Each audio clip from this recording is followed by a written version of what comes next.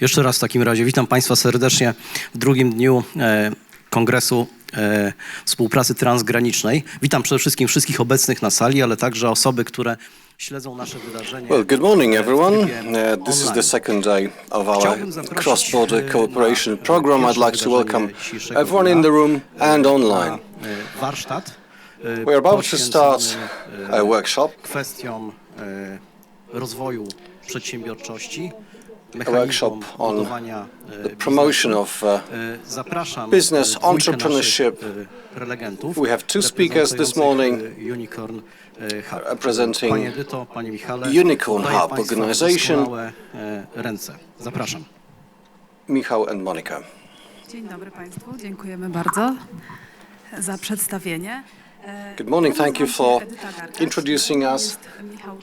My name is Edyta Gargaś, Michał Czajkowski on my right.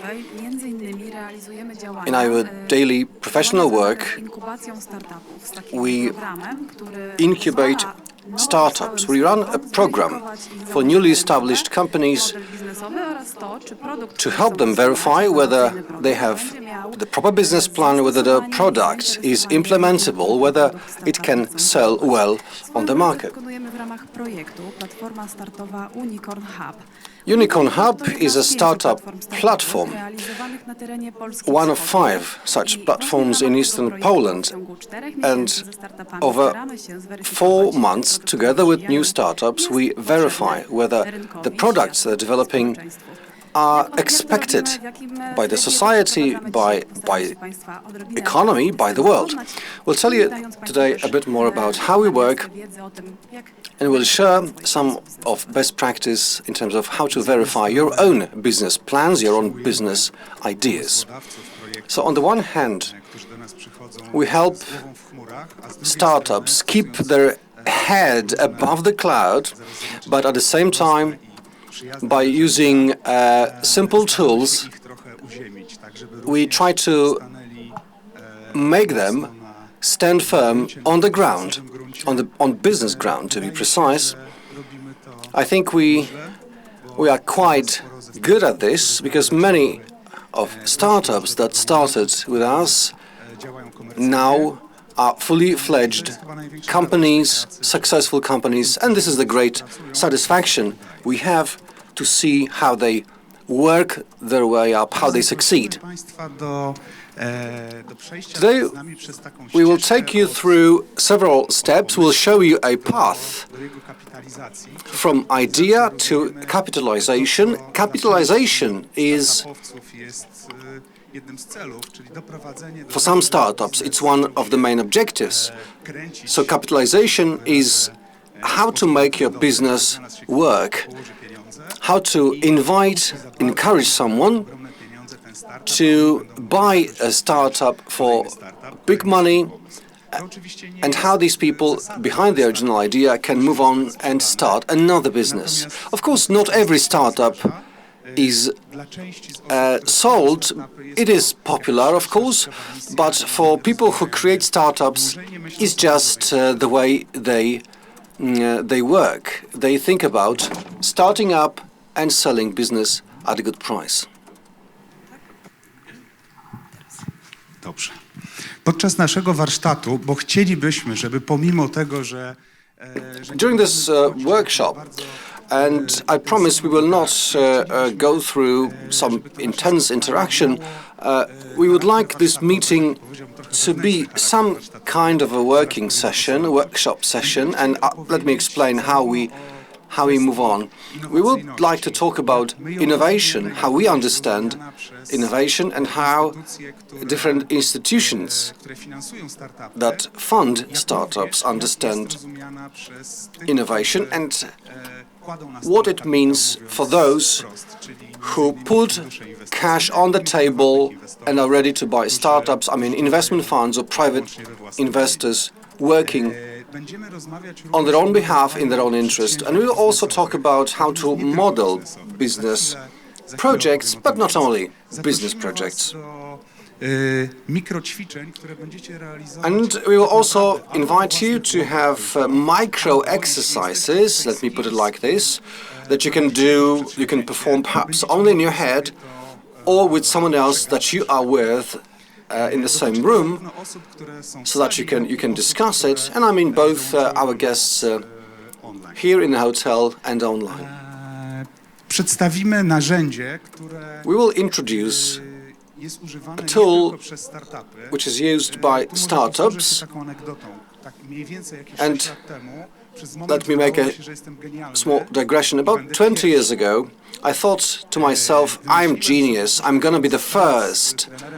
And I became a business trainer after being in business for a couple of years. And I decided to look for something cool that they use elsewhere in the world. So I bought myself a Kindle or a device like this for reading books. I will find new ways of doing business, maybe on Amazon, maybe elsewhere. So I will read this book and started to deliver my idea. Then I went to Empik, a local Polish bookstore chain, and I found this very book I wanted to learn from already translated into Polish. Well, I was desperate, but a few days after, I received a phone call, and someone asked me, "Do you know business model canvas?" I say, "Of course I know it. I was about to read a book about it." Yes, so I need someone to do training with 20 teams based on business model canvas and just teach these people something. And this is where I started to use the tool. I liked it right away. And the major advantage of this tool is that it simplifies things dramatically. And I'm going to show you this. So we're talking about startups, but the attributes of startups do not necessarily apply to companies that fall within the definition of startups. Of course, there is innovation behind startups because their projects are exposed to relatively high risk, not necessarily measured with cash, but simply whether it will fail or work. They say about 20 people at the same time on average come up with the same idea, but not all of them tell about this idea to the world. Another thing is profitability, or profitability potential of startups. And profitability doesn't always mean money. We will try to translate this business thinking into governance, cooperation, culture and idea. Another component that describes what startups are pretty well is scalability. Therefore, they often say that startups create IT solutions that can be easily adapted, that can be easily scaled up after commercialization, can be adjusted, localized to different cultures or languages, and we have a ready-made business to be applied elsewhere in the world. Of course, it's not always so simple, but the overall idea of how it is done, startups should be scalable, their products should be scalable. So if you are disappointed because maybe it's not the right meeting I'm attending because I don't run a business, okay, don't leave. We are not going to talk about business only. You can talk in business terms not only when actually doing business, when making money. So please stay with us. So I'd like to highlight certain areas where this thinking, business thinking, can be useful. We're here in the same room. Who is from local government, who represents some local governments, and who represents self-development, maybe a student, maybe someone thinking about a new career, changing career. Okay, nobody's raising their hand, so I assume everyone. This is clear. Another thing, any non-profit organizations here in the room? All right. NGOs? Any NGOs here? All right, thank you. What about public-private partnership or cross-border cooperation? This is more or less why we're here to talk about. So, cooperation between people who want to bring communities, people, individuals together. Now, startup way of thinking, where does it begin? I'll try to prove how close this is to what you do in your organizations. When you think about a new startup, first you identify a need. This can be something you hear about, sometimes you do some research, sometimes you just reflect, you have the wow effect. Maybe you have your own needs and you're looking for ways to satisfy it. There are many ways to satisfy people's needs. So in order to stand out on the market, you have to find something that we call competitive edge. So how to satisfy needs, but at the same time prove that you are different on the market, whatever it means, different, whether this is your process, your product, or maybe a different price level. So all these approaches are about standing out, about being different against the backdrop of a competition. Another thing is flexibility. So in other words, readiness to change and adaptability. So not only being ready to change, well, we like change, we want change, but there is also a question when we somehow cannot have any influence on a change. This change simply comes, and we need to respond to it. We need to get adapted. Then openness to feedback.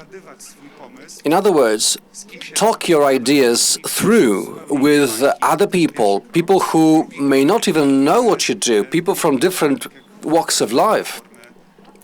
And then our Unicorn Hub, we also try to collect feedback from the market. This may be sometimes difficult for startups because they receive feedback from the market and they hear, this is fit for nothing, it will not work.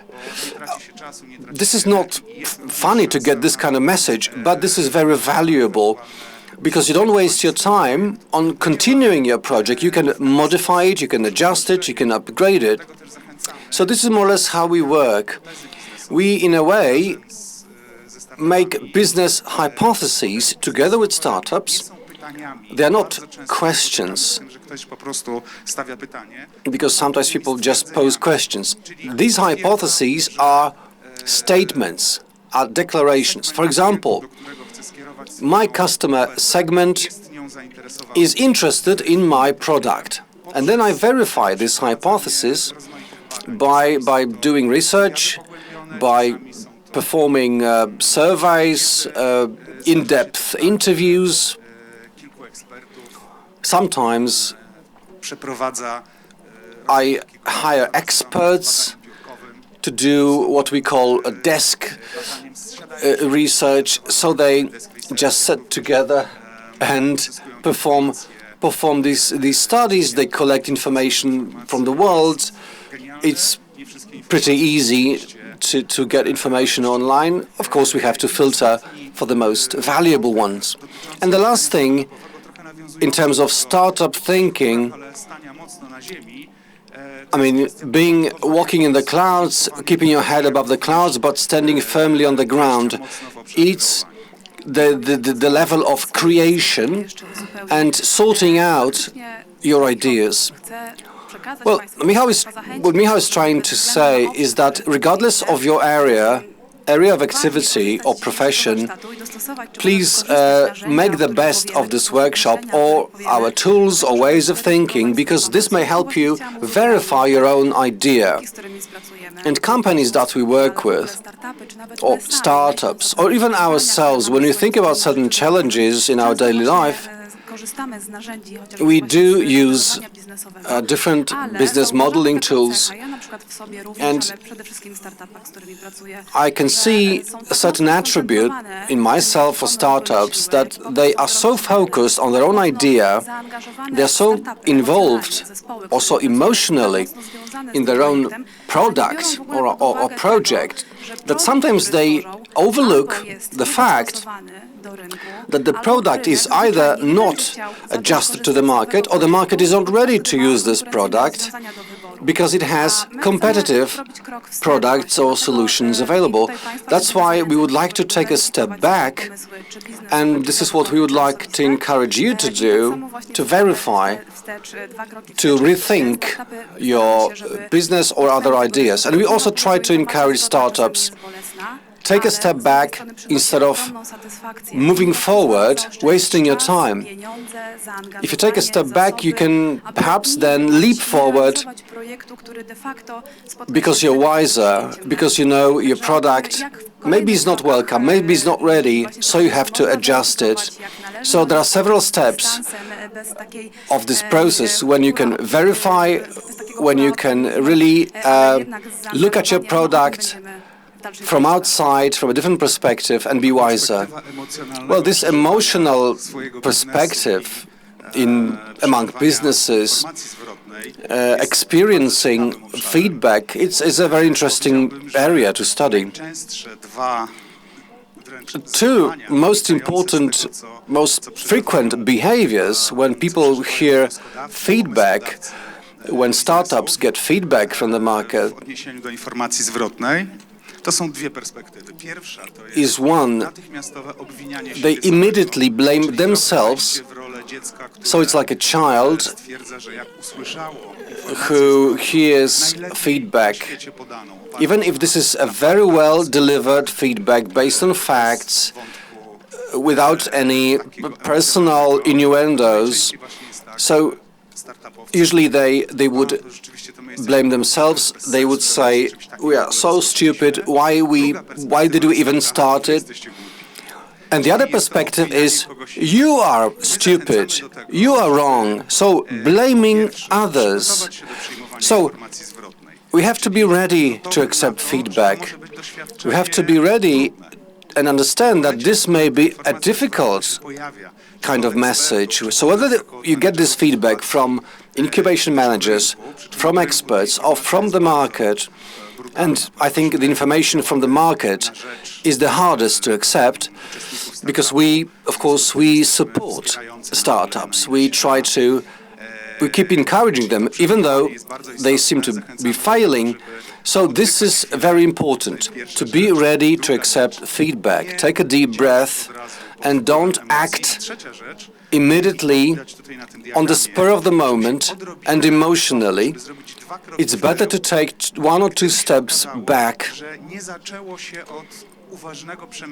So maybe 2 steps back, we failed to think very carefully about something in our product.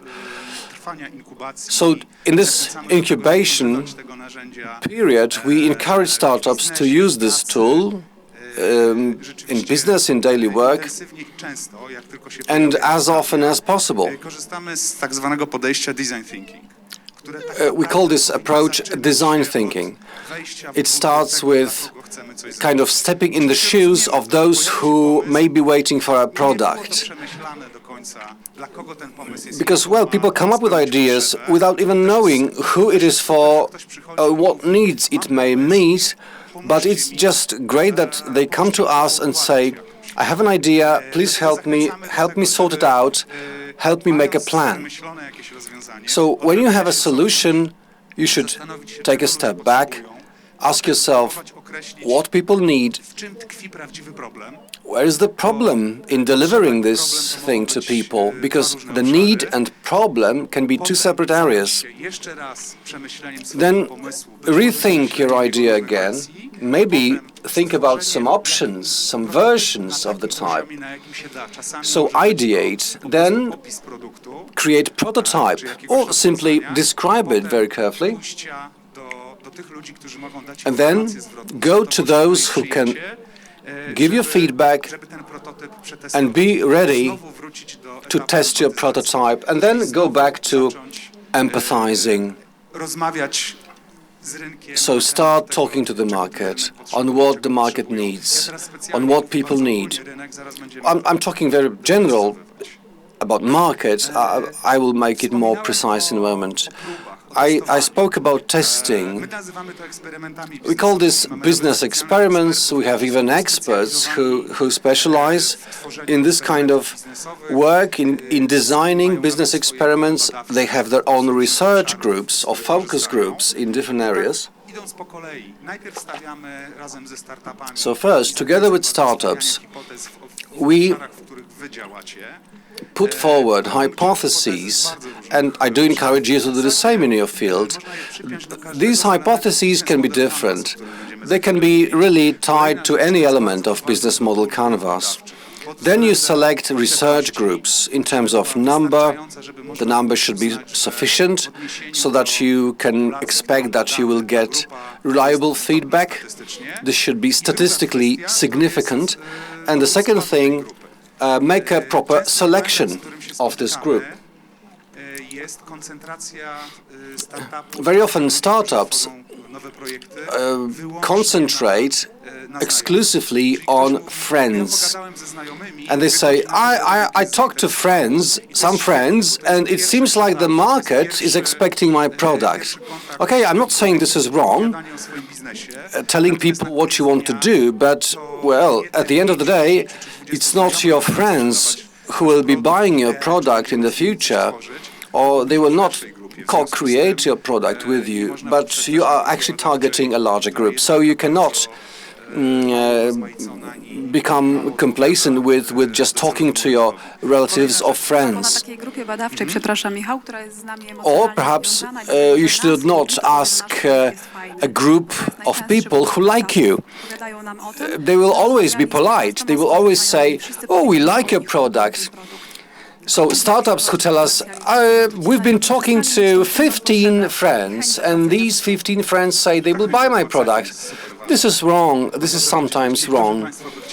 And, well, if I wanted to sell this microphone, perhaps some of you will buy it. But if this microphone is 50,000 zlotys, and I didn't tell you this earlier, then perhaps you will change your mind. Another thing is selection of research methods. I mentioned in-depth interviews, and we help create scenarios for such interviews. There are also surveys and expert consultations, and this is really happening, especially when startups deliver concepts related to very, very scientific area, where they actually need an opinion of a professor, of a scientist, simply to tell whether something is possible or not. We also create certain indicators or certain measuring points. So, in other words, what kind of feedback from the market will be satisfactory for us? 80%? If 80% of the market are satisfied, are we happy with the product? This is what you should ask yourself as a startup. And follow up in commercialization. Sometimes, if 10% is happy, some startups decide to go for it. This sometimes is enough to go for a letter of intent and keep developing your product. Then there is the actual research. I mean, you have to do it physically. Then you draw conclusions, you get your results, and finally, you make a decision whether you change your idea or not. Because sometimes you just prove that your hypothesis is right and you keep working. Sometimes it's needed to modify, sometimes we need what we call a pivot, or sometimes things need to be weakened or strengthened. Something needs to be taken away or added to continue the process. And this is something that does not engage some costs or energy at a high level, but just take you step by step through the process. When working with startups, and maybe startup, this is an oversimplification. Generally, working in projects, you have to know the risks. You have to ask experts, perhaps people working in a similar field, ask what problems, what obstacles they have faced. This is something to help you identify risks, also identify the level of probability and results. Some risks can be significant, but, for example, very improbable. So we can say at some point we can ignore it.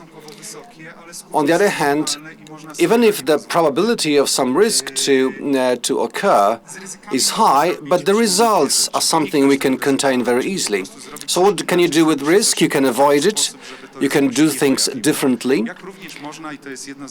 Or, and this is one of my favorite words, you can mitigate risk. I like this word very much.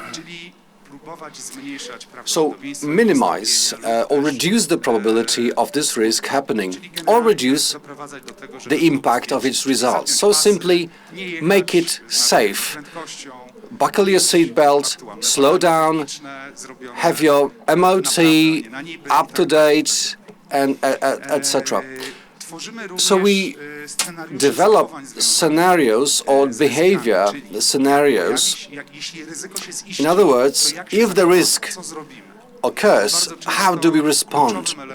Because very often in business, but also non-business projects, time is key.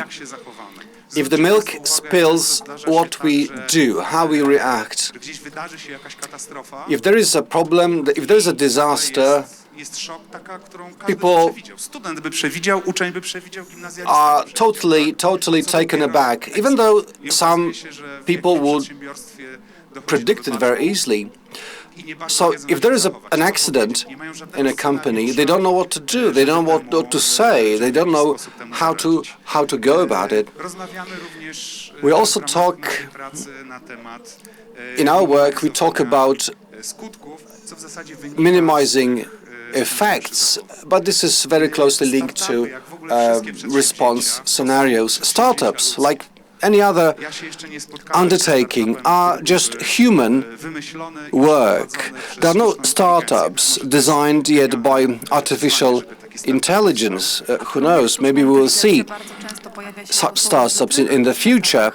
Although AI is a key term that very often comes up in startups, yes, in your applications, especially innovators like AI very much, because even if they ask when they apply for money, they believe AI and machine learning, they are these keywords that they believe will open up many doors. But of course you have to ask yourself, why do you need this? Why you need AI? Why do you need to invest so much money? Maybe things can be done in a simpler way, because there is risk behind it. So while we're talking about people, we believe in people, and we believe in synergies related to the fair, cool cooperation. So we promote teamwork very strongly. It's not because it's just an idea, it's because we have experiences that tell us, and these experiences vary. Sometimes there's a ready-made team that just splits up during incubation because people simply are not willing, aren't ready to work together for a long time, and we don't have too much time to have them trained psychologically to develop them to cooperate. Sometimes people come to us alone, and we can see that they are people very humble and can unite people around them. So they are able to say, well, I don't have any expertise, but I'm open to accepting people to work with me. So these are nuances, of course. Sometimes people, just say, I'll find someone to do it for me. So this is a red light, really, an orange light, perhaps. But if someone tells us that, I will look around to find people to work with and I'll be working with him, then it's much more serious for us. So we join startups as experts, as managers, and not only us. We try to be part of the team reasonably. But at times when we just meet and work together, then we actually enter into the team. We become an integral part of the team as needed, not just to do something for people, but just to support them in the process and to show them, to demonstrate that the temporary place that we occupy should be filled by someone who else in time. Another thing that I'm encouraging people to do is contracting cooperation. Starting from the beginning of our work with the teams, we not only contract ourselves, but we encourage them to contract between themselves, so that there's clear, job descriptions or the responsibilities, so as to avoid situations when someone says, "Well, I didn't know I would be doing such things." It must be a, contractual the clause to regulate that. So there are three areas. As far as teamwork goes, so first of all, there's a shared goal. If the shared goal is well defined and agreed between us, it's the first step for the team to emerge, to be established. Transparency is key, so that individual teams should not pursue their individual goals. Someone can say, okay, of course, development is key for me, so I really care that it happens this and not that way, so that I can learn from that, and it's okay. The second one is complementarity within the team. So it's really serious when we ask the question to the team of a startup, do you have complementarity in your team? So there's a panic really between them. But really, it's important that there are various perspectives, various experience, various expertise areas present in the team. It's essential that you name it, you identify any gaps in the expertise, and then you may identify whether to employ someone from externally or internally. Whatever you need to do, you know it. The third one is about people. And I'll be speaking about people in more detail in a while, but it's hard to do projects if there's no trust between people in the team. This may be a truism, but I'm serious. People need to trust each other. People need to be open to constructive conflict, not working against each other, but clashing for the common goal, for the shared good. It's not that feedback could or should ruin our business or disrupt our activities. Just the reverse. It's for us to avoid any errors, based on the open discussion. Then taking responsibility for the business, for the others in the team, to the extent, of course, possible. And the last component, the This is engagement or commitment. Sometimes, it seems the idea is very good, the team is very good, is excellent, really. And then nothing happens because there's no commitment, no involvement, no engagement of people in the project. And these are moments that are really difficult for us to cope with. As managers, we simply need to change the way we work. That is, we just need to forget the process itself for a moment and work with people personally, asking them questions. Are you really willing to do it together? Do you want to develop this idea together? So team engagement is a certain risk that you may meet with. This risk is present at various stages of startup development and requires patience and certain wisdom. So you need to know it, you need to be aware of that. The contracting is one of the instruments to mitigate this risk. So this is allocation of roles and responsibilities with due dates for persons responsible for certain activities. It is the key. Market success may take even years. So team involvement, team engagement is really key. So as to avoid exhaustion on the way, you need to know what team members you need, what competence and the competences and skills you need, how to replace anyone who is missing. Then, for this, you need to have a contract in place for your project to be successful. So, simply speaking, simply need to define what you want, what you don't want. Two simple questions that sometimes startup teams answer during the brainstorms. If the brainstorm is concluded with a clear identification of what they want and what they don't want, and everyone signs up to it, then it's a very good starting point, a very good foundation to work further on.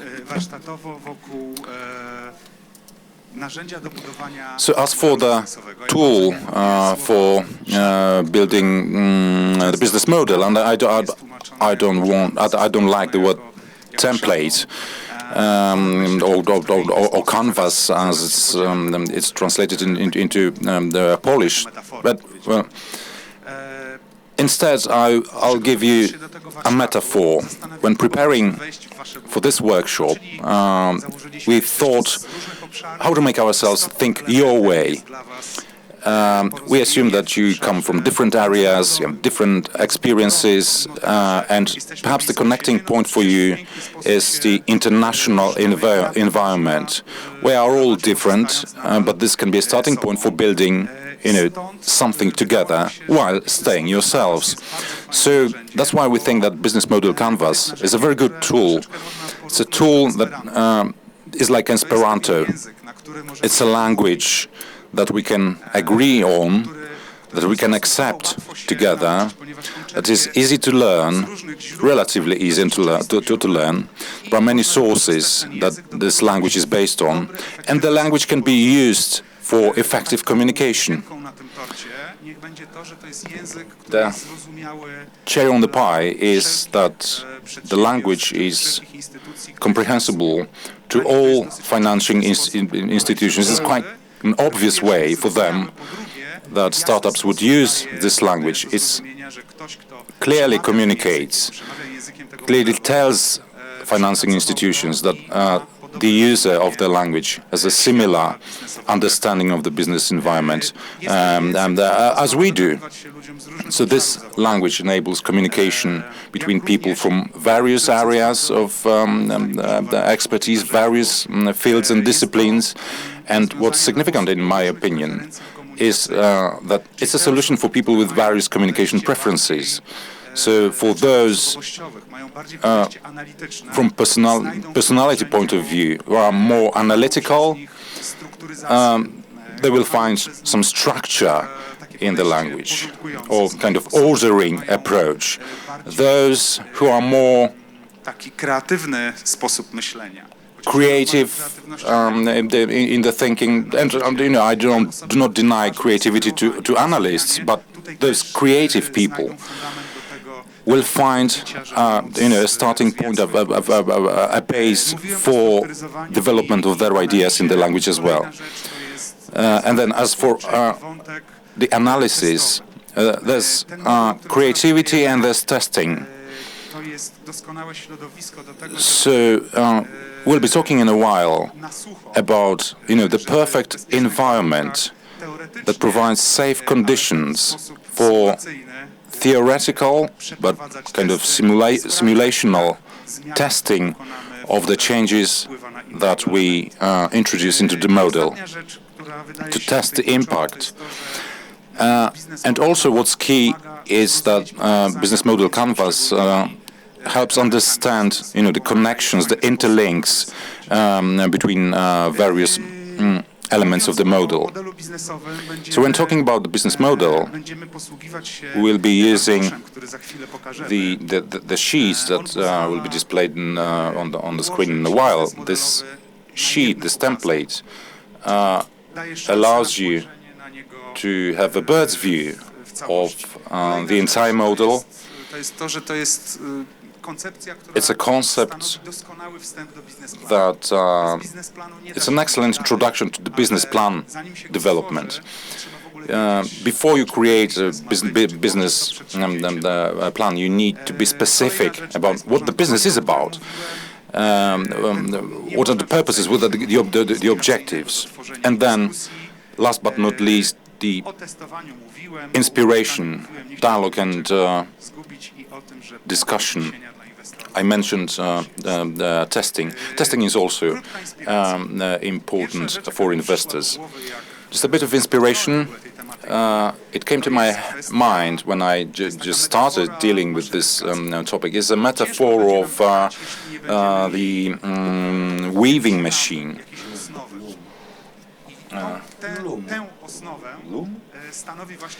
So, business model canvas is all about that. Any thread that you may put in there is simply a thread. So, it's technology classes at school. We had the lessons about the loom and about the weaving. So it's a kind of reminiscence from my childhood. Sorry about that, but I think it's a perfect metaphor. So this is the English version of the business model canvas tool. We also have a Polish language version of it as well. So practically speaking, we would like to encourage you, if you are alone or on your own in here, then in your heads, in your minds, then if you are attending as teams, then perhaps you can discuss these matters within your teams, just to think about from what perspective are you going to go through the business model, so that you can make references of our discussions to your project specifically. Because in the structure of this workshop, we'll be presenting specific elements of the business model canvas, and we'll ask you to spend a minute or so to think about your perspectives. What would you put in the specific the items of the business model. So, first of all, think about your project, whether it's a change of your work, change of your profession, educational development, or perhaps it's about a cross-border partnership, or perhaps it's a non-profit organization or a business enterprise. Edyta, was I correct? Okay. Please spend a minute to think about this. But, okay, just to make a step back, just please let me just supplement all the formalities. nie przeszkadzać Państwu przez pozostałe 40 sekund. Zastanówcie się Państwo nad pomysłem. All right, so again, 1 minute more or less to think about these. 45. 10:45.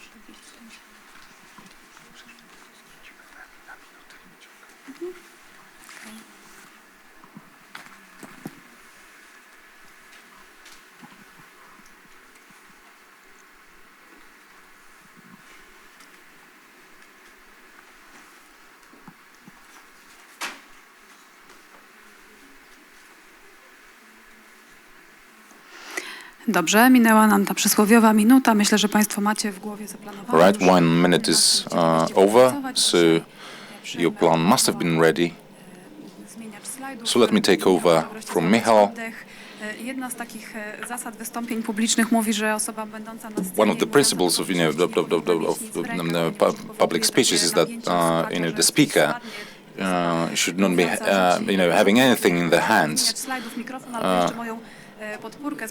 So don't be afraid, I won't be throwing the microphone or the pointer at you. And the support that I used before was for my notes. Yes,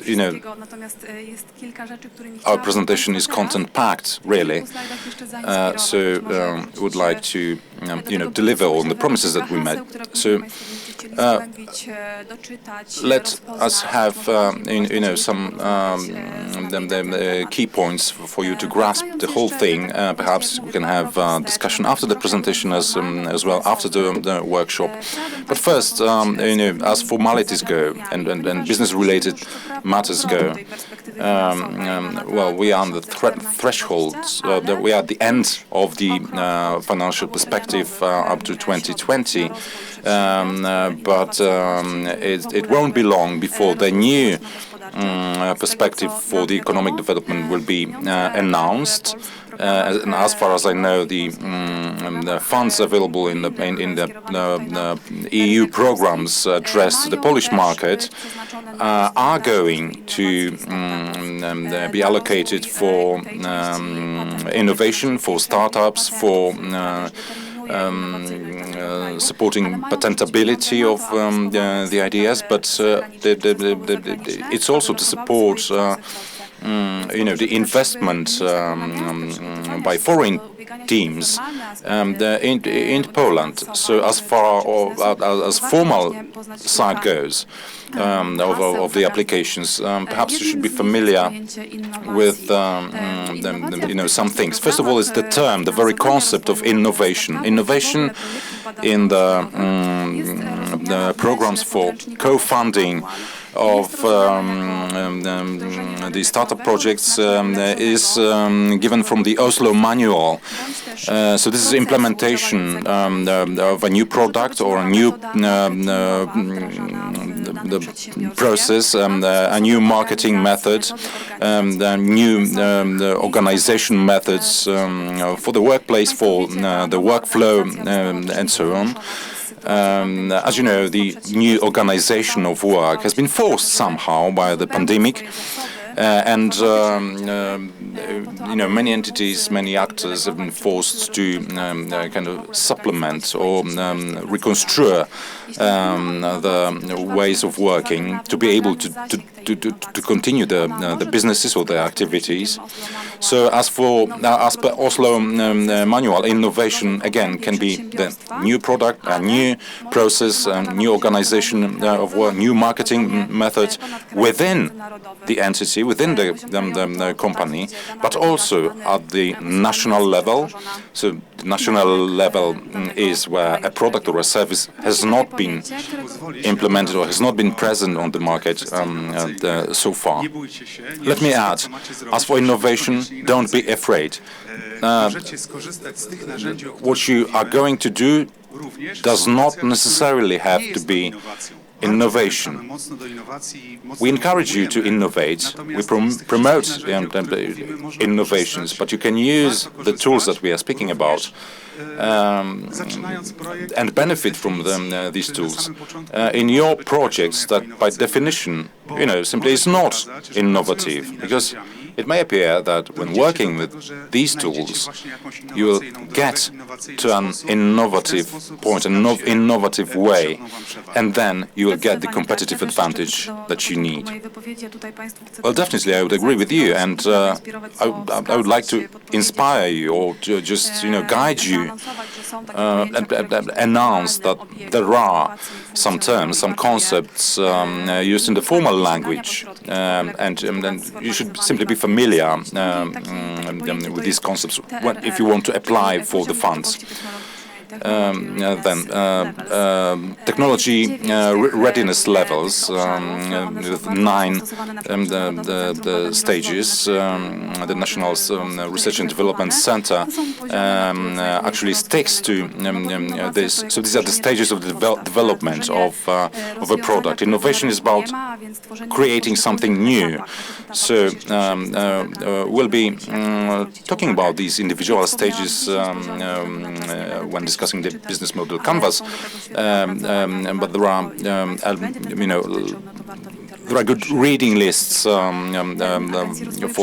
this matter, many sources of that, so you can look around the internet and find the sources. And Michał mentioned innovation is not only about a new product, a new service. Innovative approach can be implemented in individual model, the elements of the business model in enterprises.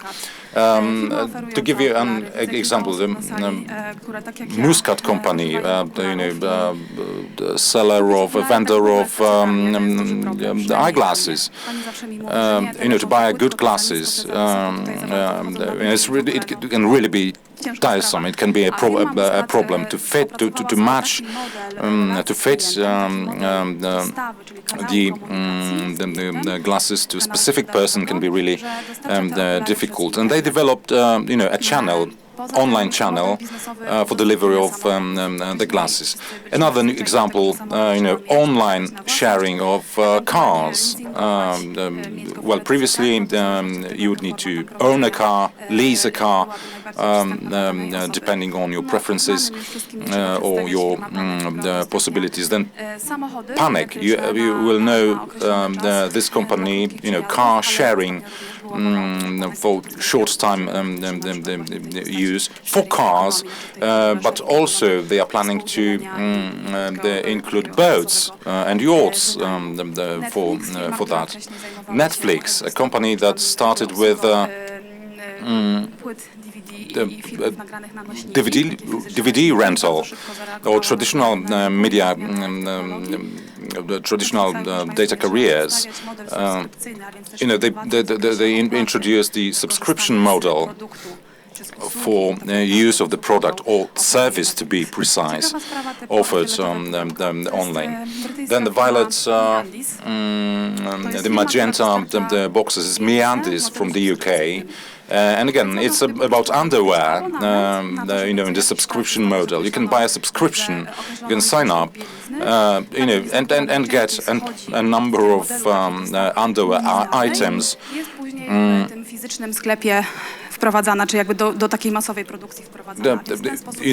As priority, I mean, in advance of the official market launch. So once the company gets user preferences, they will have market intelligence about customer preferences generally. So it's a market research for them as well. Sandoz, producer of dietary supplements, personalized, customized dietary supplements. They publish a survey on the website. It takes less than an hour to fill it in, and then you pay for subscription for a sachet of this dietary supplement specifically designed for you, delivered periodically and ask for the revenue streams. YouTube used to be available, accessible for free totally, and now they have switched to the premium model. The basic version is interrupted by with advertisements, with commercials, just to cover the costs for the YouTube. But if you pay for the premium subscription, then you have an ad-free channel. Some definitions for those who would like to study the model, the process. Eric Rice is the most popular. So startup is about people, as Michał said, trust, complementarity, roles and responsibilities. And startup is about creating new products, new services. It's not a standard activity well proved or well verified on the market. Sometimes banks use this definition in their contacts with the customers. Well, this is a team that builds a new product or service. And the third component, extreme uncertainty. So there is a high risk. We know what to do, but we don't know how the market will respond. We don't know really what channels of communication we should use with customers. So this uncertainty and risk must be addressed. I'll tell you about it in a moment. Let me add something to it. I'm not going to ask for a show of hands those who believe that we live in extreme uncertainty, because I feel that most of us have this kind of feeling of extreme uncertainty in these days. So in a way, we can all think in startup way. Mind you, there are two perspectives. One, creating something from scratch, and the other,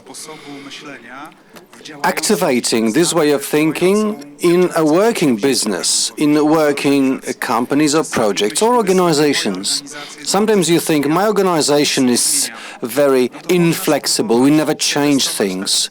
So why don't you test this way of thinking? Just toy with this way of thinking and see what you can do and what you can get out of this for yourselves.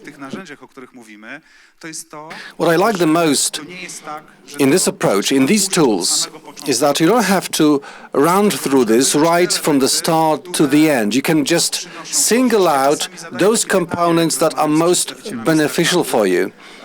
When I talk to startups, I ask them this very question. Look, answer this question, very philosophical, whether what you want to do, in your opinion, will create chaos or order, stagnation or growth.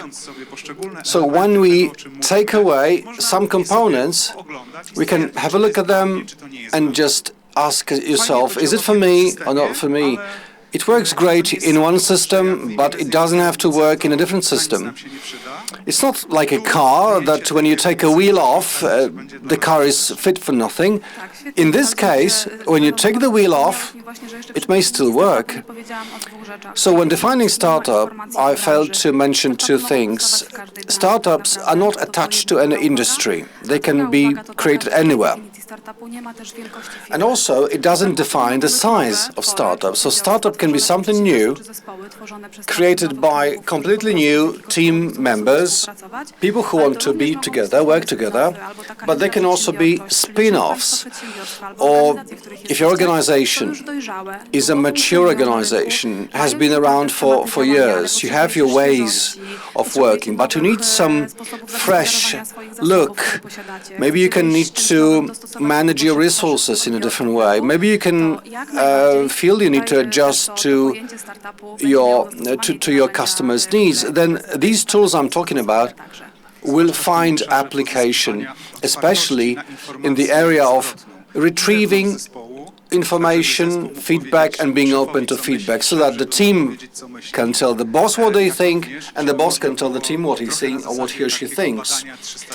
It's a bit like 300-degree study to see and learn from all stakeholders what they believe is a chance, what is a threat, what is conducive, what is not. So this openness to feedback is absolutely key. O tym jeszcze na kolejnym slajdzie będę mówić. Kolejne z, powiedzmy, ojców założycieli definicji startup, czy w ogóle jakby samej tych metodologii. Another of founding fathers of what startup is, there is Steve Blank. He says it's a temporary organization that is looking for scalable, repeatable, and profitable business model. So they would like to grow the streams of profit. And this startup manual is a book by Steve Blank. You don't have to read it from cover to cover, just pick what applies to your organization. He also designed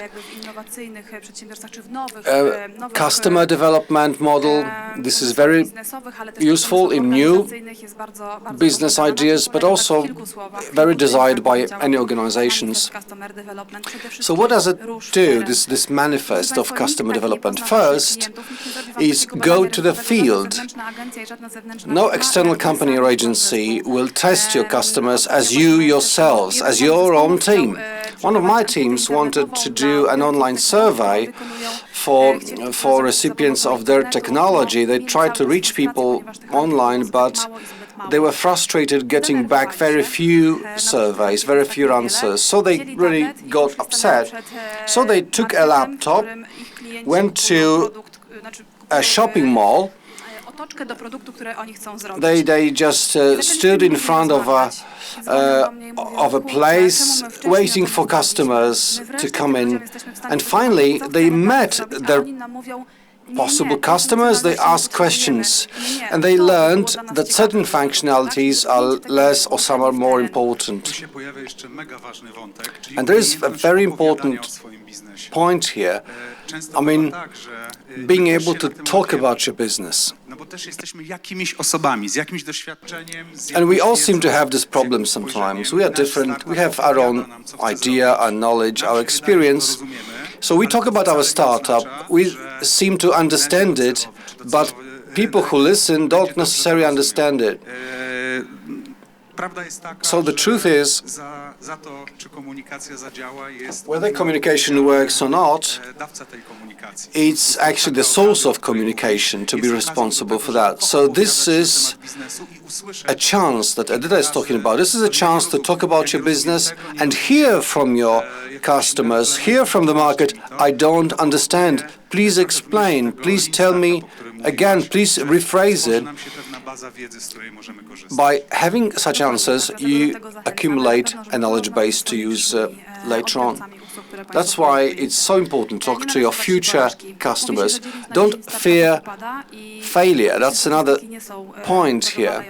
Many startups fail, indeed. Statistics are rather poor, but startup is a very early level of market readiness.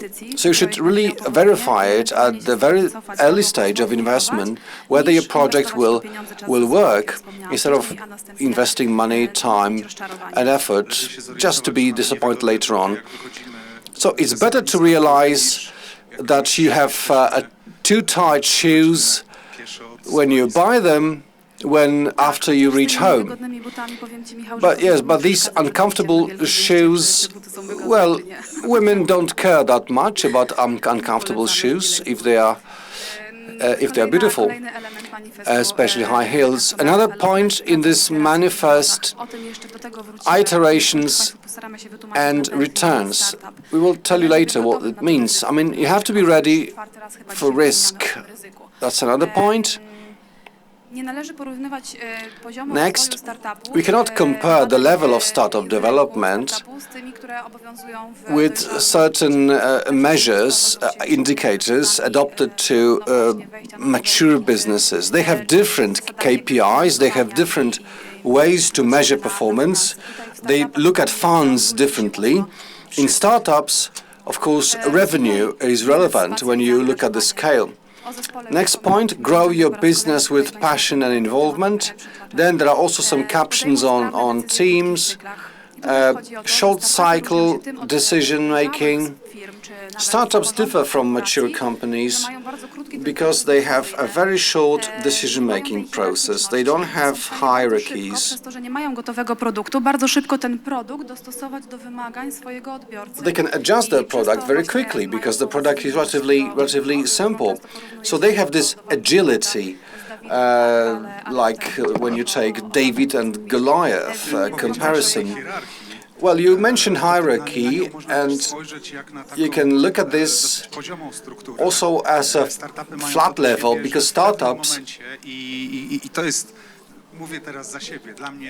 this is my own observation, a very interesting moment when I watch projects happening is when people realize you can no longer work as before. You have to open yourself up to new models, because you cannot do everything through flat management, because there are so many processes that one or two people will be able to contain them. But, well, this is another stage.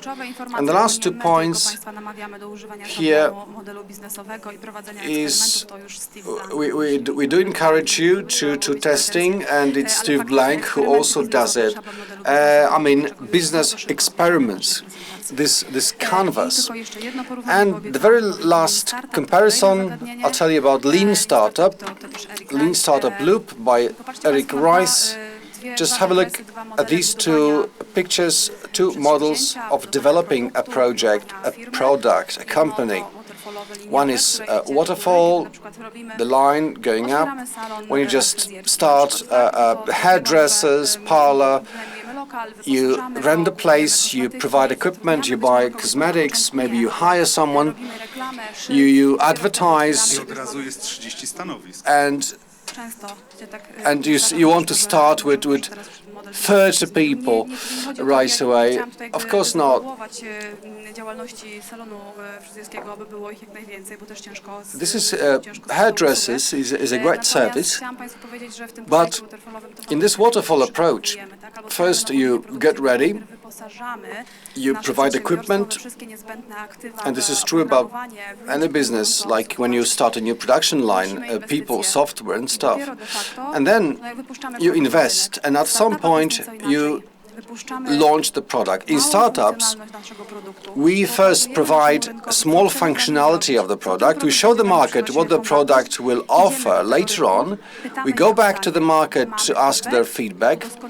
Once we get feedback, we refine our product, and with this piece, we come back to the market to verify, to collect information. We'll keep learning to create another version of the product. So this is this leapfrog operation before the product is launched as full. That's why this Lean Startup Loop, build, verify, learn, build, verify, learn, so that your product grows mature.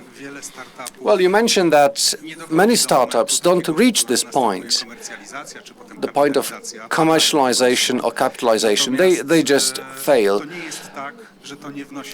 But it doesn't mean there is no value in that, because the people behind these startups, they accumulate extensive experience, and if you look at the Lean Startup system, they learn, they become competent to go on to start anew, and these sets of competence, it's like a value that they build up. It's a combination of knowledge, experience, and something that is not there at the beginning, which is a stance. If we take these elements and they are at an adequate high level, then it means this person is very competent. So even if they fail, Ja bym nawet powiedział, że gdybym miał tworzyć jakiś biznes, to ja bym chciał mieć jakiś startupowców, którym nie wyszło. even if I wanted to run my own business, start my own business, I'd like to hire some startuppers, even those who failed ultimately. Oddaję tobie głos. Dziękuję. Let's talk about the canvas model. Look at this. We have an empty canvas. We have empty model. We will be filling it up Żeby powstał nam pewien opis to obecnej sytuacji. come up with a description of our current state of affairs in our business, so that later on Dokonywać zmian, we can sprawdzać, make jak te adjustments, zmiany we can wpływają na pozostałe test how these adjustments affect modelu biznesowego. other I teraz parts, chcielibyśmy other was components of this model. Edyta, dostałabyś te So kartki, bo myślę, że to mogłoby się let's przydać. have an exercise. To jest przydatne, a jak zabierzecie do domu? Jeśli ktoś z Państwa ma ochotę popracować, bo mamy... If you would like to learn, if you'd like to have some hands-on experience with this, I have some empty sheets, empty handouts for you. Those of you in front Na komputerze, na kartce. in front of the computer screen, you can just draw it on a clean sheet of paper, Obraz, który finalnie nam powstanie. and we can do this exercise together. Segmentów klientów. Let's start with customer segments. Mamy dokładnie, podejdę tutaj. They are right here in this Będziemy notować field. This is where we will be writing down our ideas, our observations on customer segments. modelu biznesowego. Each of these business model components can be described Może zostać opisane prostymi pytaniami. in very simple questions. Można tych pytań stworzyć sobie You can bardzo wiele. have many questions.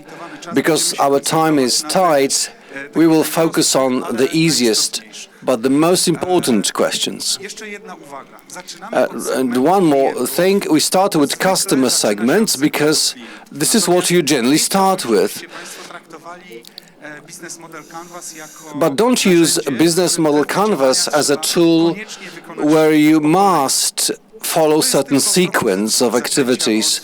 So this is just a proposal to start it with customer segments. Then we will of course tell you about some other components that can be easily defined as some other points when you can start thinking about your undertaking. So, customer segments. First, you have to ask yourselves at least 3 questions. Who is the recipient of my idea? What kind of target group is it? So we can start. It's not a very easy question. We can start with some general level, some bird's eye view, or we can start with a reason.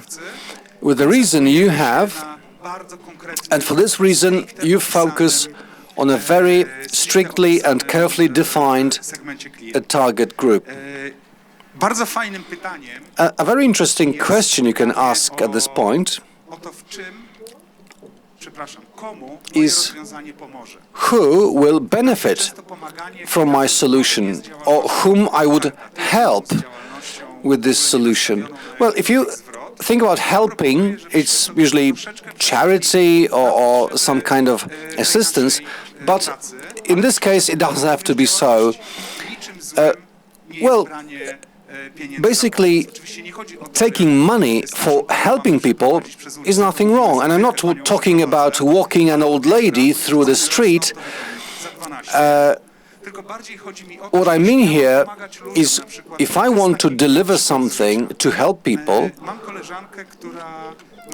why not be paid for that? If you have a colleague who is very competent in working with autistic children and youth, and this person works in a foundation, this person has classes with these children, but at some point this person says, I can do it no longer, I earn too much, I have to provide for my own children. So this person thinks to themselves, well, I speak English and Russian, so I will go to get hired in a business. And you ask them, why? Why do you want to do it? Because they say, well, I will not continue helping for money. Why not? If there are parents who are ready to pay you for helping their children, what's wrong about it? What's the difference between your work and the work of a physician, of a therapist or dentist? Well, true, this is true. I can help and earn money, and I can feel fine with this. And the last thing that maybe can guide you a bit more towards customer segments, then think about some characteristic features of this target segment. Maybe women, maybe men, maybe both.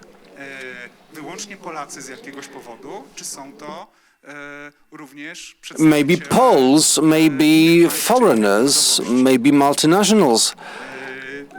This is up to you. You can just think about any possible target group. When you think about these customer segments, try to imagine a typical representative of this segment. Just a person.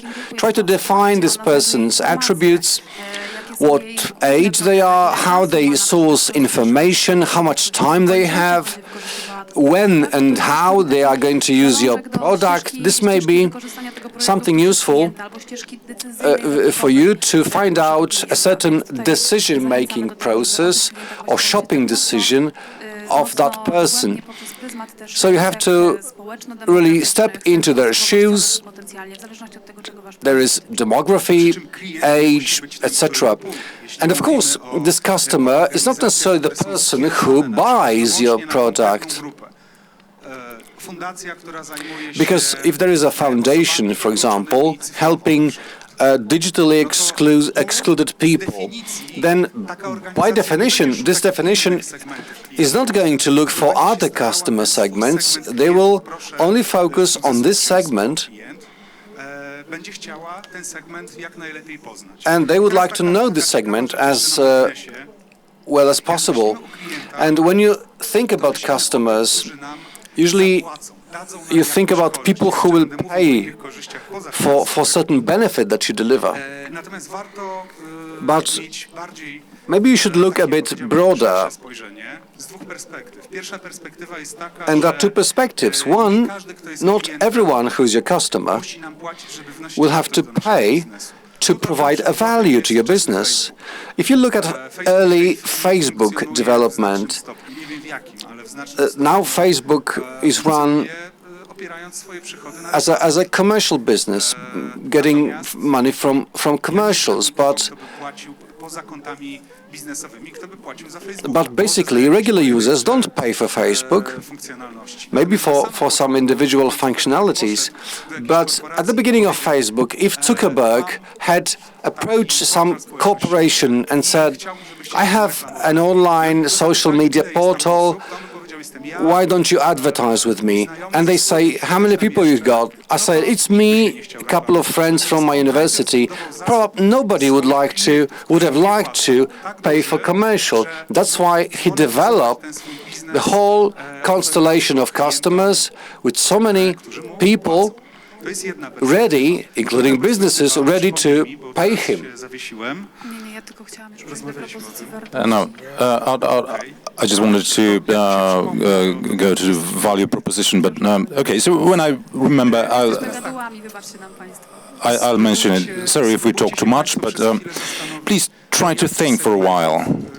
What target segments is your proposal addressed to? Who is your customer?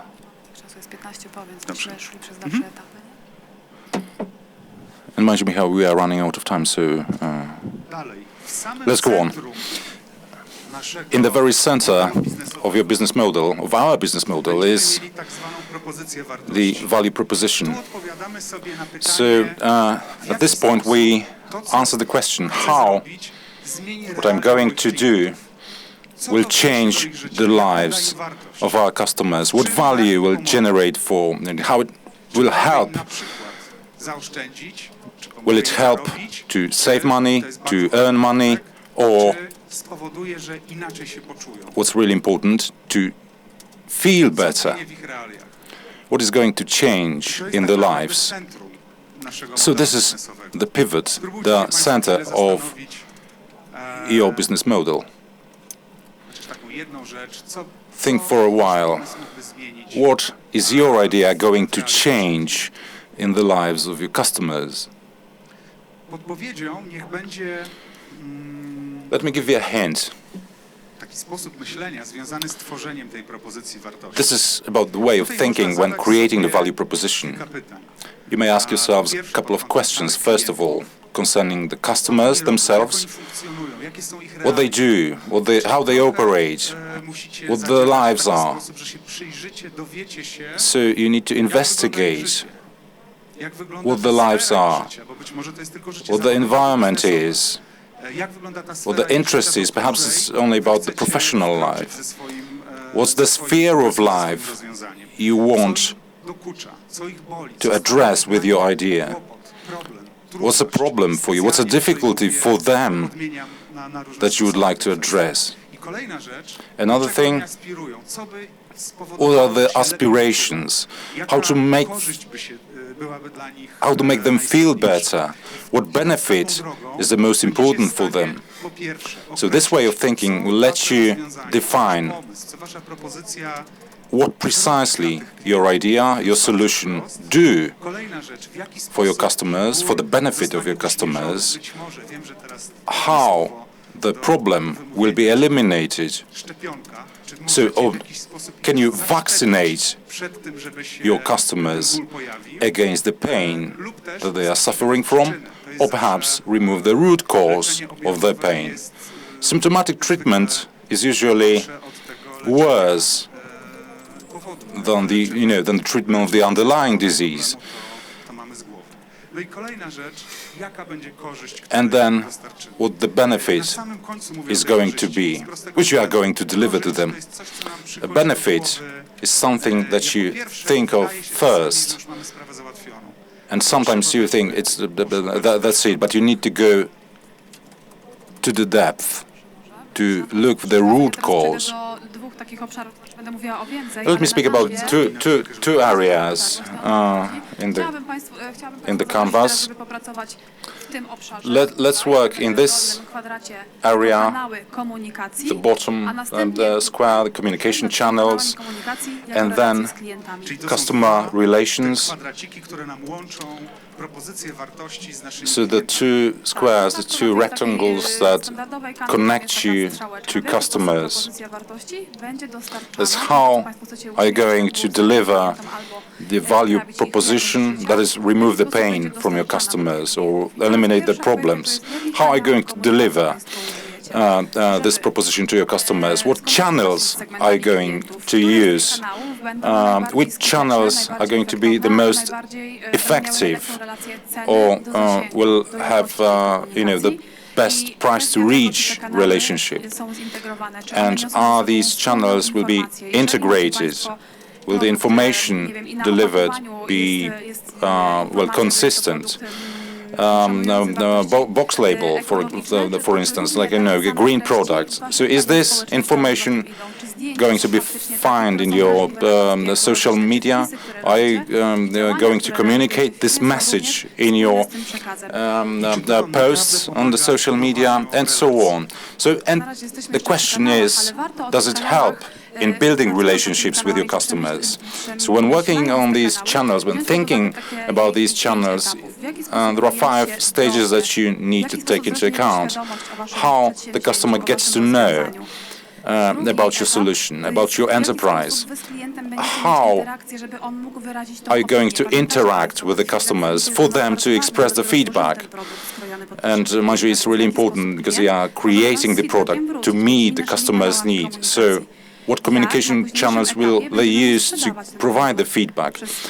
Then how are you going to sell the product to the customer, direct to consumer, the new sales strategies via the website, online shops, and so on? How are you going to deliver the value proposition And how are you going to provide after-sales service? As for the customer relationships, it's about operation of your company or the ways it operates. So how to keep and maintain the relationships with the customers. So there are 3 stages: customer acquisition, customer retention, and customer sourcing. So there's a lot to think about, but when you know the expectations of your customers, a startup I'm working with has checked that the clients use the solution most often between 4 a.m.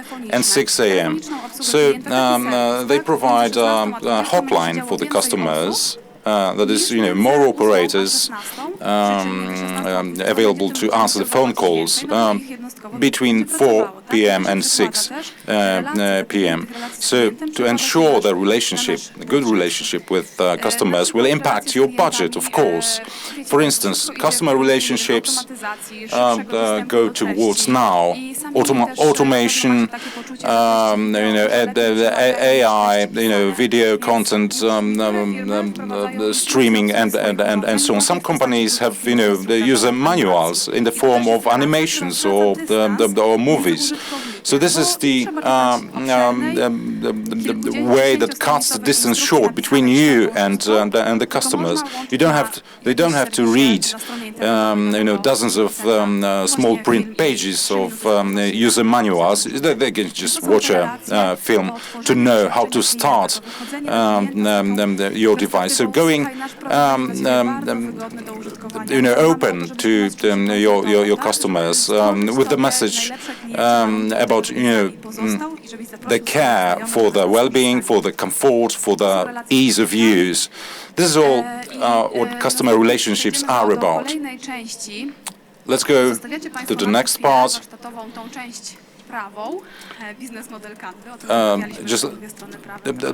Let's put aside the left side of the business model. Mind you, the center one is the value proposition, then the customer relationships and communication channels. So let's go to the side concerning the market. On the left side, we've got the key resources. Key resources is a mirrored picture of the communication channels. So, what do you need to create a product and deliver it to the customer? Perhaps you need to buy some assets, some software, employ some people, write an application code, buy a service, what intellectual property do you need, what human resources you will need to create the product and launch it on the market. Do you have the resources in your structures? Is your team complementary? How are you going to acquire these tools? Or perhaps you can use different options on the market. For instance, you design a production line or a physical product. Perhaps you can outsource or contract manufacturing of a small batch rather than starting your own production line from scratch in your company. So resources is about estimation of the costs. How much am I going to pay? How much time do I need? And energy do I need to create and launch the product on the market? Once you have identified the resources, then you go to the key activities. What is going to happen? What are you going to do to make it happen? After you've got the product, you release it for testing, then you gather the feedback, then you develop the functionalities, then you need some marketing people to launch the product on the market, to take care that the product gets to the selected target group, and so on. So, for instance, if you have a medicinal product on your mind, then you will need some certification, pharmaceutical certification, and so on. If this is about intellectual property, you will need patent protection, for instance. If you implement a new process, but the legislation is not yet ready for the product to operate efficiently on the market. So you need to investigate all these activities, all these aspects which is related to the necessary resources. And businesses often forget that's really key to identify all these measures, all these activities, and because if you forget some, then you will end up with no resources, with no planning, with no money available for that, and you will be stuck. You'll hit a dead end, shortly speaking.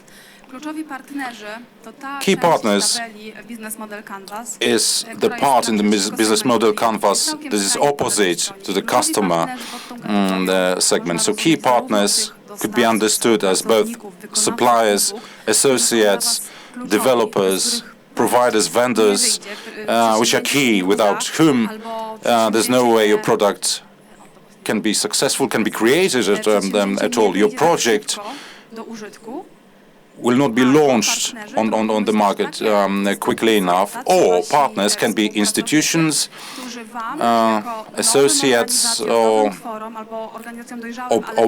partners that will let you build trust among your customers. So, for instance, any innovative devices for diabetes patients, doctors, medical associations, brand ambassadors can be good partners in this respect. So there are necessary partners without whom there's no way your project can succeed, and the partners that can support or strengthen your business model. And last but not least, money, a key thing in any project. But let me add to what you have said. When you have a look at the business model, on the right, there are customers or customer segments. There are partners on the left.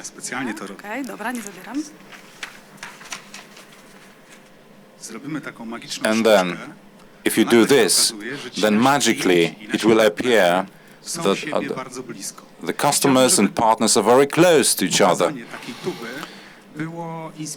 So I would like to inspire you to think in two directions. First of all, you should try to make your customers your partners, or perhaps ambassadors of your projects, your ideas. And on the other hand, you should remember that our partners also need and expect some value propositions from us. They don't have to be financial, not necessarily. Our partner can be an accounting office, that we pay for services of, or it can be an institution where we provide data to, when we feed data to a research engine of the institution for market intelligence, for instance, enabling them to work on their solutions. So as for the cost structure, it's a place when we describe, and we'll get back to it in a while. This is a spot that describes, that defines the costs that will be incurred for the company to exist, or the project to exist or continue existing, what costs are going to be incurred to create the value proposition, what costs are going to incur to communicate the value proposition to our customer, to your customer segments, what costs are you going to incur in cooperation with your partners, and what costs are you going to incur in delivering the service. So, shortly speaking, in getting your value proposition to your customers. But I don't want. I want to avoid the impression that we are sad in what we are telling you. Monetization. So the benefits to you. How are you going to derive benefits from your project? So what about the revenue streams? Just to give you some examples from for-profit and not-for-profit organizations. It's not only about money. Business is about money, but there are other benefits that can count. The learning, the lessons that you learn, the satisfaction that you get, the energy boost that you get or not. So these are invaluable benefits from your projects, and very important thing in your projects is, well, there must be a point behind what you do. Apart from money, your project can bring you satisfaction, and that's key. Let me get back to this general picture of the business model so that you can see the better version of it. So the entire model, value proposition in the center, anything related to the market, the customers of our project on the right, and on the left there's everything related to our input to create the value proposition. There's some picture-taking session just for a while. Thank you. Wracamy. Tak, wracamy. Słucham? Wracamy już do tego Osterwaldera naszego, tak? Tak jest. I teraz trochę opowiemy, skąd tutaj ta idea u nas. So briefly about Znaczy generalnie, jeżeli why ten temat właśnie Państwa why did we zainteresował, get chcielibyście to the zobaczyć, idea? If you are interested, if you want to go deeper, you want to see the examples of the global companies. Alexander Osterwalder is the author of the business model Canva. This is one of the most popular one. Of course, the book is available in the Polish edition. Testing of the business idea is the latest publication available from that author. So very quickly about testing of your ideas. Business Canva is a very good tool, but it does not cover all the aspects. So when you implement a new service, a new product on the market, you should take into account, such issues as, market sizing. You need to estimate the market size if you want to generate profits from. You identify industries that you deliver your product to.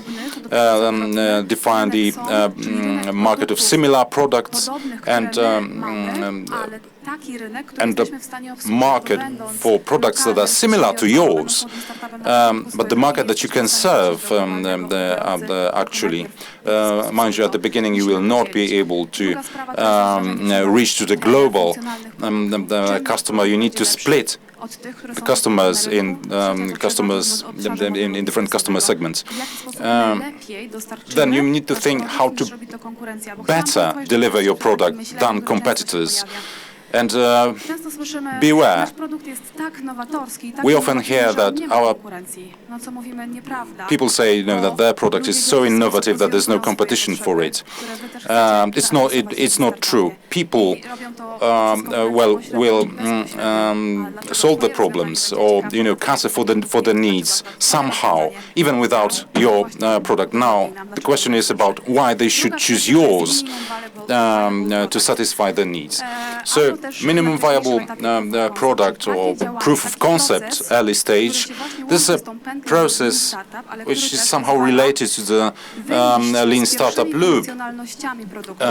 It lets you publish your first assumptions for the product to on the emphasizing stage, just to check whether there's interest at all among customers for your product, and it relates to the customer needs and customer expectations. If we want to meet a need for mobility, then in the linear production process, if you are going to offer the whole car from the beginning, then the customer may say, well, it's not that model. The cost will be too high. The time to wait would be too long.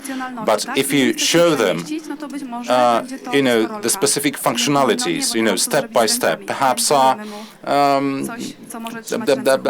roller,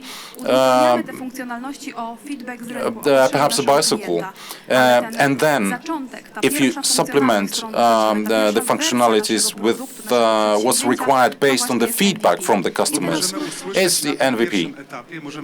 So the first stage, you may hear the feedback. No, it's not on the wheels that I want to move. So then you know that it's a dead end. There's no sense going on. But how to ask my customers whether or not they will buy a product that I don't have, or a service that I don't have, and for them to be satisfied with that. So MVP can be kind of low-level verification. That is field work, surveys, observation, survey among your customers.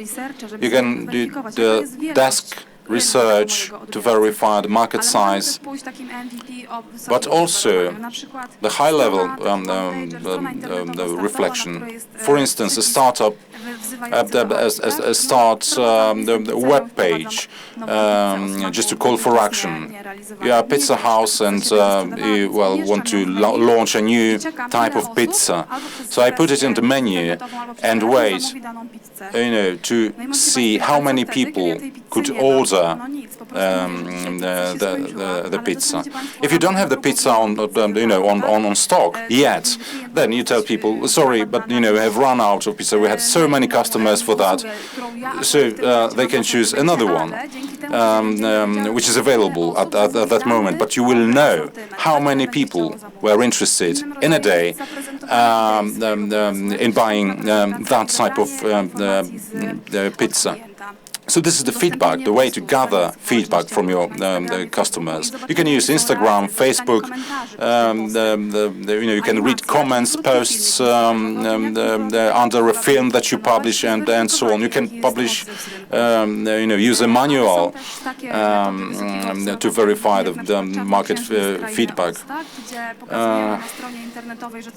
You can use the Witcher the model to get the feedback.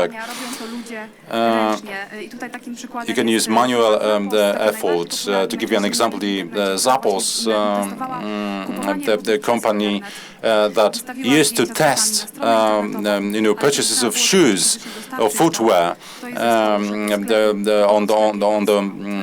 the website. But if someone placed an order, they actually would go to a store physically, buy the pair of shoes they wanted, they ordered, and send them to customers. But they verified the customer feedback. Heat map verification is another tool to help you in your efforts. And just very briefly about funding of the startups, there's the 4F methods: family, friends, founders, that is members of the startups using their own funds, own resources, time, and knowledge to develop the startup, or the foos. That is Osoby, które madmen, in other words, those who are ready to pay for a product which is not ready. So it often happens with crowdfunding, where there's an idea, they can verify with MVP to identify those willing to pay in advance, and then they are given priority in delivery of the product. There are other formulas like equity funds, but they come into play at a later stage of startup. Business angels, there's private capital, acceleration programs, Skylab programs, and national and EU funds for the innovation. For instance, the National Research and Development Center. So plenty of sources in the current financing perspective. We expect the next edition will have as many, and then we should say that once you begin earning money from the sale of your product from the customers, then you are fully ready to grow your startup further. We have listed all the stages of all the phases. Pre-seed phases, you have a team, you have an idea, but you have no structure, you have no procedures. Then there's the seed phase with the first hypothesis structured, perhaps with a formal team structure, perhaps the capital company is established. Then the early stage, that is when you launch the first version of the product to get the feedback from the customers, from the market. Growth stage phase where the product is ready with the full functionality. The sales starts, and this is the stage we can enter into talks with equity capitals. They may be interested in it. Expansion stage, it's a mature company with merger options, acquisitions, and so on, just to boost synergies. And the exit stage is a fully matured company with a market success is being resold to investors or gets an IPO on the stock exchange. So that would be it. That's the time for summary. You start with an idea. Without people, there are no projects that can serve people's needs. You need to be ready to put a lot of effort for it to succeed. What's key is cooperation, is working together. Without it, there's no chance you can get the success. Another two components, essential components: flexibility in your thinking, humbleness in what you do, and last but not least, the wise use of the tools available. Today we described the tool that we use, and we encourage you to look around, find more source materials to learn about the business model canvas. You can use YouTube films. And that would be it. Yes, why don't you use the tool not only in your businesses, but in everyday life and functions? There's a Polish agency for the growth of entrepreneurship that publishes on their website a lot of materials, a lot of tools that can be used to develop in this. So thank you very much for your attention. Let me just say in the final word that we work with startups on everyday basis. So my idea is, if you have a new thing on your mind coming up during this workshop, And if you would like to push it forward, then we have a call for proposals until the 7th of October for the next edition of incubation, and there will be 4 months working together, after which you could apply for funding up to 1 million zloty. So if you have any questions concerning that, we can have a word after this workshop. Thank you very much for your attention. Thank you very much for having invited us. Thank you again.